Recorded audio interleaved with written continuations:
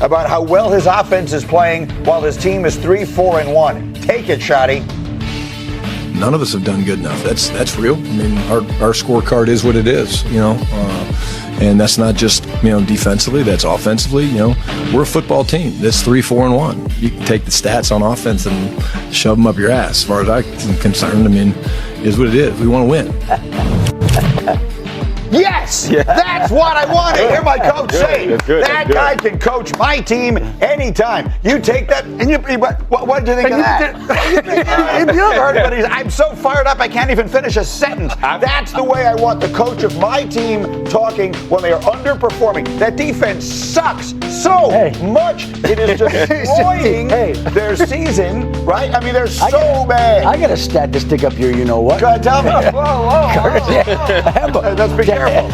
Dallas is averaging 30.8 points per game. Yes. On offense. There hasn't been a team that has averaged 30 points per game and missed the playoffs since the 2004 Kansas City Chiefs. So, it's been 21 years. This defense is that. And to me, that's Schottenheimer saying, hey, defense, we're not having this. I like that he is getting involved in this. How did you take it? 99 PFF score on Coach Presser. Because what he did there was, it was like he gave himself the backhanded compliment. How did he do that? Like, hey, you know what, man, look, I don't want to hear anything about how nice my suit looks, how I smell of lavender, and I'm so good looking. And basically, I carry this show every single Thursday.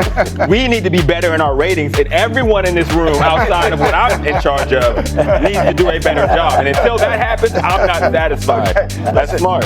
So if he managed to pull that off, even more respect for it. I'm all in on it. The Cowboys should.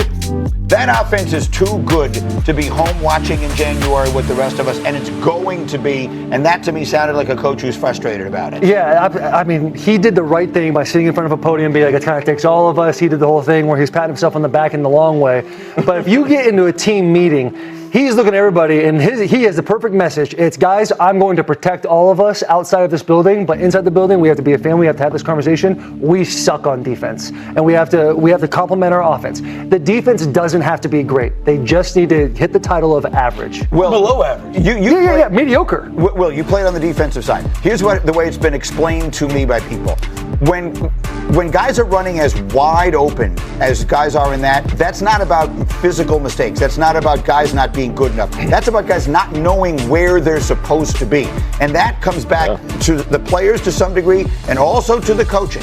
And I know Matt Eberflus is a well-respected defensive coach and all the rest of that. But right now, that entire side of the ball is a disaster. Yes. If I'm listening to that Presser as a defensive player, it juices me up because the head coach has got your back. And maybe you're thinking, maybe he hasn't turned on the tape or watched a whole lot of defensive football from Dallas. Because you're right. It's like when you watch Dallas, we've talked about it at length every week on this show, but anytime you're turning the tape on, it kind of baffles me to see some of the things that they're doing, whether it's schematics or how the guys are taking practice to the field, whether you're in just cover 4 and you're a 3 player and you got to push to the next 3 and their eyes are just in the backfield. There's guys running wide open and on concepts to where it just shouldn't be happening. So I have no clue unless I just do a deep dive and then go Danny O next week on starting to break down coverages, which I might have to do. Right. But it is why I'm kind of watching this. I'm telling you in advance, you're not going to be able to do it because Rex Ryan, who knows as much about defense as any human being alive, watches the tape every week and says to me, Greeny, I don't know what they're in. I don't know what they're trying to do. So, the defense is a disaster. Dan, what are we seeing? All right, so one, historically bad defense. Yes, it could be the worst defense we've seen in the NFL in the last 20 years. Whoa. Let's also be honest about the offense. In their 4 losses, they averaged 21 a game, 22 a game. They've beat up on teams defensively that were the Jets, the Giants, the Washington Commanders. They had a really good game against the Packers. Other than that, when their offense has needed to play, they got skunked last week versus Denver. They got skunked by the Bears. That's the reality is, yes, this offense has been great at times, but it hasn't been consistently exceptional. But that is an improvement from where they were a year ago. And that they averaged 21 points a game. But look, coming into the season, the question was is Schottenheimer going to be able to get this offense going, get Dak playing at his best? Dak is playing good. They did beat up on the team they're supposed to. But at the same time, when you get rid of Micah Parsons, a generational talent. What is this team? It's a great offense and a terrible defense. And quickly, I want to ask you, because Jeff Saturday said it here the other day, I want to ask my 2 offensive guys. that when you know you have to score on every possession, it creates so much pressure on the offense and that it's impossible to remain that efficient all the time. Absolutely, and it's a lot of pressure on the play caller and the quarterback, and changes the way that you play. It changes the decision-making of a quarterback. I've been, on a team with Matthew Stafford where defense was giving up so many points, and I remember sitting on a plane ride home or whatnot and scoring 35 and losing 7, 8, 9 games in the season and looking at him, and he has just this look of defeat. And I would sit there and I go, you got to keep firing. And you'd be way more aggressive than you would have been with the football because you know you have to score a ton of points. You say great offense, great defense. I would go one more, and I would say great offense, great defense, great home team, not a great away team. Yeah, sure. Because at home, they're a different team. They are very difficult to beat at home even with a bad defense. Yeah.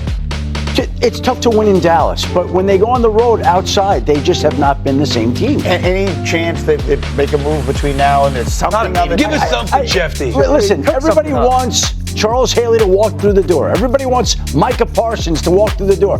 There's not some defensive player that they can go out and trade for that's going to transform this defense. Could they add to it, supplement it? Sure, I'm sure they'll look, but it's not going to be some huge defensive difference maker that's going to solve all the things that have gone wrong. All right, we'll do more on them as we continue this morning. Will We're fired up. As we continue, Will Compton here. Buy in. Thank you for the brief introduction, Greeny. I've got a bit of a qualm when it comes to the AFC North. I look at the Pittsburgh Steelers and they might think they're flying high, but I have a belief the cream will rise to the top. And that cream is the Baltimore Ravens, although sitting at 2-5 by December 7th, will reign supreme. Why do you sound like Jerry Jones? I think that's halfway good. No, that's halfway good. we're getting somewhere. That's halfway good. And it's a good good. It was better opening than I statement. thought, Will Compton, you are next. Give me an opening statement this week and make it spicy. The number 1 seed coming out of the AFC will be the New England Patriots. Wow. There are only 2 New England Patriots. There are only 2 potential losses I see on the back half of the schedule. Their offense does nothing but continue to get better. Drake May, over the last 4 games, almost 900 yards, 8 touchdowns, 1 interception, league-leading 75% completion rate, a whopping 11.1 yards per attempt. Their defense is top 5 in points. Their run defense, number 2 in the league. The New England Patriots, boys, number 1 seed. I like it. That's spicy. Hawk, give me one. Yeah, Tucker Kraft is the best tight end in the NFL, and I've been sitting on this for a while, but I think last week really brought it to the forefront. He went down the field, he went short, he went for 143 yards last week. 128 of those were yards after catch, which is leading any receiver in the NFL this season. 70% of his yards are yards after catch. The boy is a beast. He's tight end 1. Let's talk about that one more a little bit later, too. I like that take. And then, Dan, get us to the game of the week. Yeah, this is a must-win for Buffalo, and I go back to why last season ended the way it did. If you go to this matchup at home in Buffalo, Josh Allen has that massive run on 4th down that basically salts the Chiefs away. And then you go to the playoff game, that 4th down that was on the road in Kansas City where he's running around against that pressure.